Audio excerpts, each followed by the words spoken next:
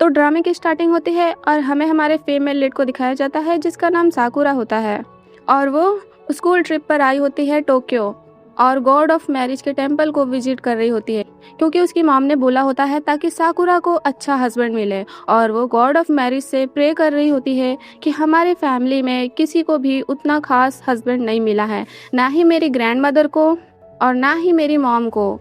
मेरे ग्रैंडफादर तो बहुत ज़्यादा ही ड्रिंक करने वाले आदमी निकले और मेरे फादर वो बहुत ज़्यादा ही इनोसेंट है और उन्हीं के इनोसेंस की वजह से उनका यूज कर लेते हैं लोग। और मेरा जो भाई है वो भी उतना खास नहीं है किसी चीज़ में। तो मैं बस इतना चाहती हूँ कि मुझे ऐसा हस्बैंड दीजिए जो मेरे लिए और मेरे फैमिली के लिए बेस्ट हो और वो हर एक चीज़ में आगे हो। ऐसा बोल वो वहीं गॉड ऑफ मैरिज का की चेन भी लेती है और रास्ते में आते टाइम उसे एक ओल्ड लेडी दिखती है जो साइकिल से जा रही थी, लेकिन अचानक से वही वो बेहोश होकर गिर जाती हैं। तो उन्हें देखकर साकुरा उनके पास तुरंत भागकर जाती है और अपना स्कार्फ उनके सर के पास लगा देती है और बहुत ज़्यादा ज़ोर ज़ोर से आवाज़ करने लगती है हेल्प के लिए। तो वहीं हमारे मेल लीड का एंट्री होता है जिसका नाम तेंदो होता है और वो साकुरा को देखकर और उस ओल्ड लेडी को देखकर उसके पास आता है और वो उस ओल्ड लेडी को देखकर उनका प्रॉब्लम और उनका सिचुएशन समझ जाता है कि आखिर इनको क्या हुआ है और वो उनको हैंडल करने लगता है।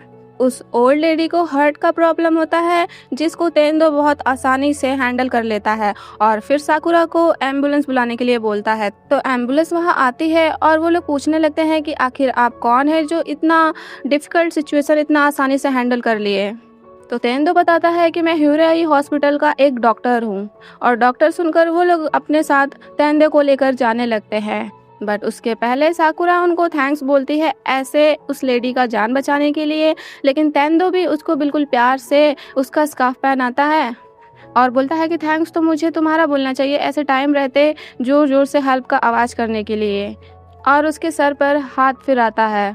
लेकिन इसी मोमेंट से साकुरा का लाइफ तो बिल्कुल चेंज हो जाता है, ऐसा जैसे उसको अपने लाइफ का एम मिल गया और वो डॉक्टर तेंदो को बिल्कुल ध्यान से देखते हुए सोचने लगती है शायद गॉड ऑफ मैरिज ने मेरा बात सुन लिया और मुझे मेरे लाइफ पार्टनर से आज मिलवा दिया। और यहीं से साकुरा स्टार्ट करती है उसी हॉस्पिटल में नर्सिंग करने का और वो एग्ज़ाम क्लियर करने के लिए बहुत ज़्यादा ही मेहनत से पढ़ाई करने लगती है, वो भी तेंदो को याद कर कर कर। और लगातार 5 साल मेहनत करने के बाद फाइनली साकुरा एग्ज़ाम क्लियर कर लेती है और वो अपने ट्रेनिंग में भी पास हो जाती है और फिर वो उसी हॉस्पिटल के पास पहुंच जाती है जिस हॉस्पिटल में तेंदो डॉक्टर है। इधर तेंदो को देखते हैं जो ऑपरेशन रूम में होता है और साकुरा भी अपना नर्सिंग का ड्रेस वगैरह पहनकर तेंदो के पास जाने लगती है। जब तेंदो ऑपरेशन रूम से बाहर आता है तो साकुरा उसे देखकर बिल्कुल हैप्पी होकर उसके पास जाती है और वहीं बिल्कुल अपना लव कॉन्फेशन कर देती है और 5 साल पहले जो जो इंसिडेंट हुआ था वो उसे बताने लगती है। तेंदो तो उसे पहचानने से ही मना कर देता है और बिल्कुल रूड वे में बोलने लगता है कि आखिर तुम हो कौन। तो साकुरा फिर से उसे उसी दिन का डेट और टाइम वगैरह बताने लगती है और साकुरा का ये सब बात हॉस्पिटल के बाकी स्टाफ सुन रहे होते हैं और सोच रहे होते हैं कि ये कितनी स्ट्रांग है जो तेंदो जैसे डॉक्टर से इतना ओपनली बात कर रही है। बट तेंदो तो उल्टा साकुरा को ही सुनाने लगता है कि अभी यहाँ न्यू नर्स आई हो तो दिमाग खोलकर अपने काम पर ध्यान दो, और वहाँ से चला जाता है। उसके जाने के बाद सारे स्टाफ साकुरा का तारीफ करने लगते हैं, लेकिन साकुरा तो यहाँ ये सोच रही होती है कि क्या ये वही इंसान है जिससे मैं फर्स्ट टाइम मिली थी, तो उसके फेस पर बिल्कुल प्यारा सा स्माइल था। फिर सारे न्यू नर्स का मीटिंग होता है जहाँ उन्हें बताया जाता है कि आप सभी को 3 दिन हर एक डिपार्टमेंट में ट्रेनिंग करने को मिलेगा। इधर कार्डियोलॉजी डिपार्टमेंट के डायरेक्टर और नर्स बात कर रहे होते हैं कि इस बार हम अपने डिपार्टमेंट में बेहतर नर्स को लेंगे। तभी वहाँ साकुरा और उसके साथ एक और न्यू नर्स जाती है जिसका नाम सकाई होता है। वहाँ जाते ही साकुरा तो डॉक्टर तेंदो को पूछने लगती है कि क्या वो भी इसी डिपार्टमेंट में है। इधर डॉक्टर तेंदो को देखते हैं जो एक पेशेंट को देख रहे होते हैं और उस पेशेंट का नाम एनरी है और वो बाकी बच्चों लोग को पोएम सुना रही होती है और उस पेशेंट को देखकर डॉक्टर तेंदो उसका रिपोर्ट देखने जाते हैं, तो जहां उन्हें पता चलता है कि उसका हाल अभी ठीक है और वो डिस्चार्ज होने वाली है, तो डॉक्टर तेंदो को थोड़ा अच्छा फील होता है। इधर हेड नर्स और बाकी स्टाफ लोग साकुरा को तो हीरो बोल रहे होते हैं क्योंकि वो डॉक्टर तेंदो से इतना ओपनली बात कर रही थी। वो लोग बताते हैं कि यहाँ पर सारे लोग डॉक्टर तेंदो को डेविल मानते हैं क्योंकि वो बहुत ज़्यादा रूड तरीके से रहते हैं और बहुत ज़्यादा स्ट्रिक्ट है, इसलिए सारे लोग उनको डेविल बोलते हैं। पर साकुरा बोलने लगती है कि मैंने तो जब उन्हें फर्स्ट टाइम देखा था तो उनके फेस पर प्यारा सा स्माइल था। तो वहाँ की हेड नर्स बोलने लगती है कि हाँ वो अच्छे हैं, बस उस टाइम ऑपरेशन रूम से आए थे इसलिए थोड़ा तुमसे रूड वे में बात किए। इधर एनरी को देखते हैं, उसके पास एक न्यू नर्स आता है जो उसका रिपोर्ट उसे बताने आया था, लेकिन तभी एनरी के हाथ में लगा निडल निकल जाता है और उसके हाथ से बिल्कुल ब्लड निकलने लगता है और उस ब्लड को देखकर निशुकुन जो एक न्यू स्टाफ है वो बिल्कुल डरने लगता है। और यही सब सिचुएशन फिर वो साकुरा को बताता है कि ऐसा ही रहा तो मैं अच्छा नर्स कैसे बन पाऊंगा। तो साकुरा उसे बेटर फील कराती है ये बोलकर कि फर्स्ट डे तो ऐसा होता रहता है। फिर वो देखती है कि डॉक्टर तेंदो एनरी से बात कर रहे हैं और उनके फेस पर वो आज वही स्माइल देखती है जो 5 साल पहले वो देखी थी। फाइनली मुझे उनका ये स्माइल देखने को मिला। एंड्रे से बात करते टाइम तो डॉक्टर तेंदो बहुत ज़्यादा स्माइल कर रहे थे, लेकिन जैसे ही वो अपने स्टाफ लोग को देखते हैं तो बिल्कुल गुस्से में फेस बना लेते हैं। फिर साकुरा डॉक्टर तेंदो के पास जाती है और अभी सुबह जो भी इंसिडेंट हुआ उसके लिए सॉरी बोलने लगती है, लेकिन डॉक्टर तेंदो तो साकुरा से अच्छे से बात ना करने का कसम खा लिए हैं। वो बिल्कुल मीन वे में उसको देखकर और बोलते हैं कि अपने काम पर ध्यान दो, वहाँ से चले जाते हैं, जिससे साकुरा फिर से गुस्सा होने लगती है और हेड नर्स से डॉक्टर तेंदो को लेकर उल्टा फुल्टा बोलने लगती है कि हाँ आप लोग सच बोलती हैं, वो एक डेविल ही है, और अपना गुस्सा निकाल रही होती है। तभी वहाँ एक पेशेंट आता है जो साकुरा से बोलता है कि आप ठीक तो है ना। फिर डॉक्टर तेंदो वहाँ के सारे पेशेंट को चेक करने आते हैं तो साकुरा उनको देखकर नर्वस होने लगती है। फिर डॉक्टर तेंदो हेड नर्स को अपने पास बुलाते हैं हेल्प करने के लिए, तो हेड नर्स साकुरा को भेज देती हैं कि जाओ उनके साथ करोगी तो थोड़ा कंफर्टेबल होगी। और यही सब सोचकर साकुरा डॉक्टर तेंदो के पास जाती है कि आज तो मैं इनको दिखा ही दूंगी, लेकिन डॉक्टर तेंदो के पास आते ही उससे पता नहीं क्यों कुछ ना कुछ गड़बड़ी हो ही जाता है और यहाँ भी वो कुछ ना कुछ गड़बड़ी कर ही दे रही थी। तो डॉक्टर तेंदो को इतना गुस्सा आता है कि वो बिल्कुल प्यार से साकुरा को साइड में बुलाते हैं और फिर गुस्से में उसे इडियट बोलते हैं।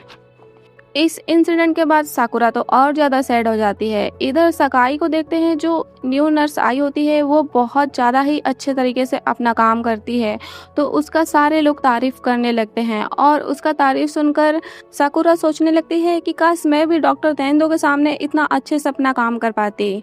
तभी साकुरा के पास एक और डॉक्टर आते हैं जो डॉक्टर तेंदो का फ्रेंड है और उनका नाम कोइची है, और वो साकुरा का हेल्प करने को बोलने लगते हैं डॉक्टर तेंदो के क्लोज जाने के लिए। साकुरा बोलती है कि आपको कैसे पता ये सब, तो वो बताते हैं कि सुबह का इंसिडेंट तो अब पूरे हॉस्पिटल में वायरल हो गया है और मैंने सुना है कि कोई हीरो नर्स आई है और तुम्हें देखकर मैं समझ गया कि वो हीरो नर्स तुम ही हो। और वो बोलने लगते हैं कि मेरा प्लान है कि डॉक्टर तेंदो के सामने मैं तुम्हें लाइक करने का ड्रामा करूंगा ताकि उससे तुम्हारे में इंटरेस्ट आए। इधर डॉक्टर तेंदो को देखते हैं जो सारे पेशेंट का रिपोर्ट वगैरह चेक कर रहे होते हैं और स्वीट बन खा रहे होते हैं, और साकुरा भी अब अपने काम पर थोड़ा ध्यान देने लगी है, तो कांदा नाम के पेशेंट का सारा डिटेल वगैरह लिख रही होती है। तभी उसे कांदा का इमरजेंसी कॉल आता है जहां वो बोलता है कि मैं अच्छे से ब्रीथिंग नहीं कर पा रहा। तो साकुरा भागकर उसके पास जाने लगती है और बाहर आती है तो डॉक्टर तेंदो भी भागकर उसी कांदा नाम के पेशेंट के पास जा रहे होते हैं और साकुरा से बोलते हैं कि कोई हेड नर्स को भेजो, तुम ये मैनेज नहीं कर पाओगे, लेकिन साकुरा तो फिर भी उनके साथ जाती है। फिर डॉक्टर तेंदो पेशेंट का कंडीशन चेक करने लगते हैं, लेकिन साकुरा से यहाँ भी कुछ ना कुछ गलती हो ही जा रही थी। बट इस बार डॉक्टर तेंदो को तो और ज्यादा गुस्सा आ जाता है क्योंकि पेशेंट कांदा का इमरजेंसी होता है और साकुरा यहाँ भी कुछ ना कुछ गलती कर दे रही थी। तो डॉक्टर तेंदो इस बार साकुरा को बहुत ज़्यादा ही गुस्से में बोलने लगते हैं कि तुमसे ये काम नहीं हो पाएगा और तुम अगर यहाँ रही तो किसी ना किसी का जान ले लोगी। अगर तुमसे नहीं हो पा रहा तो तुम ये काम छोड़ दो। और डॉक्टर तेंदो का ये बात साकुरा को बहुत ज़्यादा ही बुरा लगता है, तो वो विंडो के पास जाकर रोने लगती है।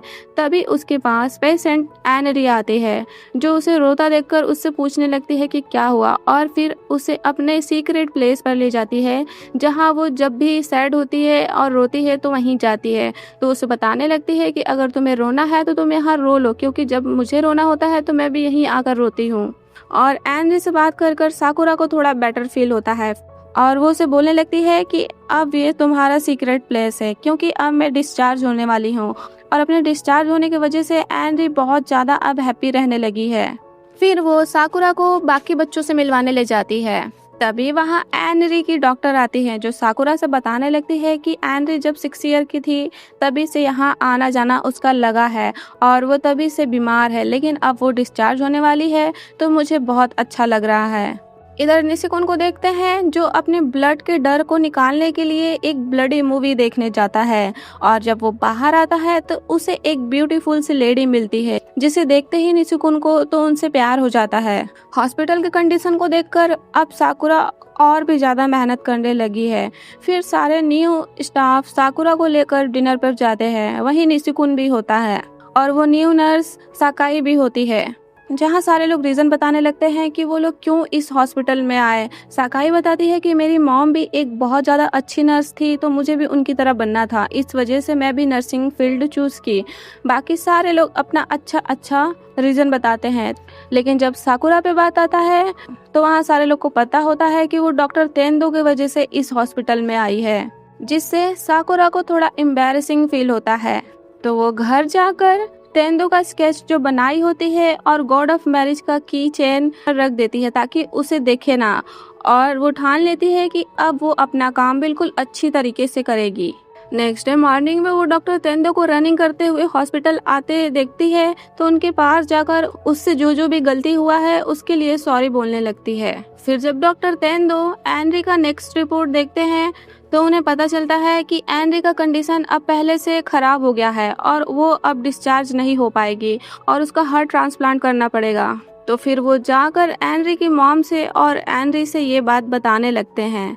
तो एनरी बिल्कुल यहाँ स्माइल कर बोलने लगती है कि कोई बात नहीं, अभी मैं डिस्चार्ज नहीं होंगी तो क्या हुआ, मैं यहाँ के बाकी बच्चों के साथ और ज़्यादा टाइम स्पेंड कर पाऊंगी। वो ऐसा ऊपर से बोल रही होती है, लेकिन अंदर ही अंदर उसे बहुत ज़्यादा बुरा फील हो रहा होता है कि अभी वो ठीक नहीं हुई और अब वो डिस्चार्ज नहीं होगी।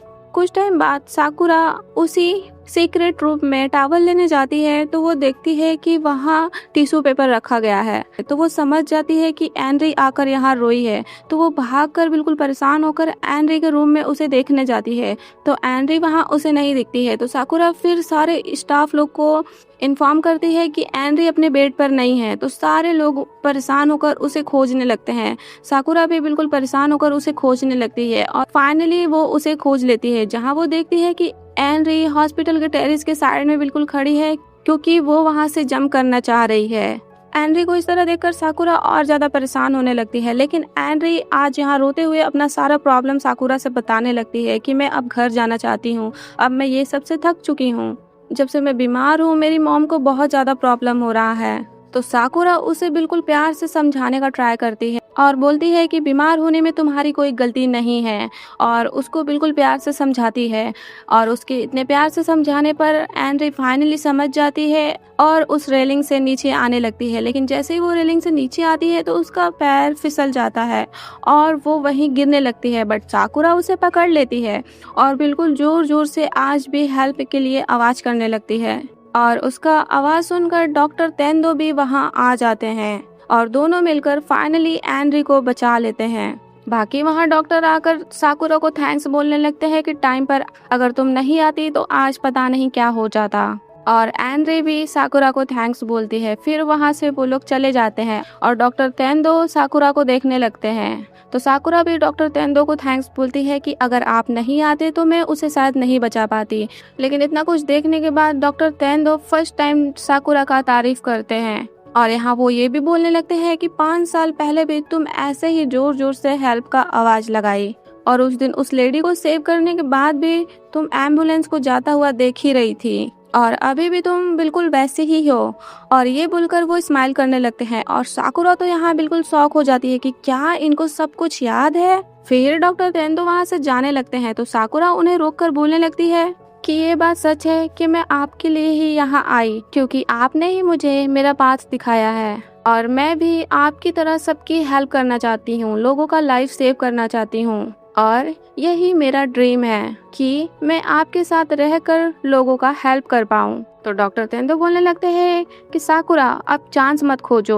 और डॉक्टर तेंदो के मुंह अपना नाम सुनकर साकुरा तो और ज़्यादा ही हैप्पी हो जाती है और बोलने लगती है कि आपने फर्स्ट टाइम मेरा नाम लिया। और ये बात से डॉक्टर तेंदो वहाँ से चले जाते हैं गेट बंद करते हुए, लेकिन साकुरा तो पागल की तरह उनके पीछे जाती है और अपने सर में ही गेट से चोट लगा लेती है। लेकिन फिर भी वो बहुत ज़्यादा हैप्पी हो रही होती है कि डॉक्टर तेंदो को सब कुछ याद है और मेरा नाम भी याद है। फिर सारे स्टाफ लोग साकुरा का तारीफ करने लगते हैं और उसके पास डॉक्टर कोइची भी आते हैं जो डॉक्टर तेंदो के फ्रेंड है और वो भी उसका तारीफ करने लगते हैं कि आज तो तुम सच में हीरो बन गई।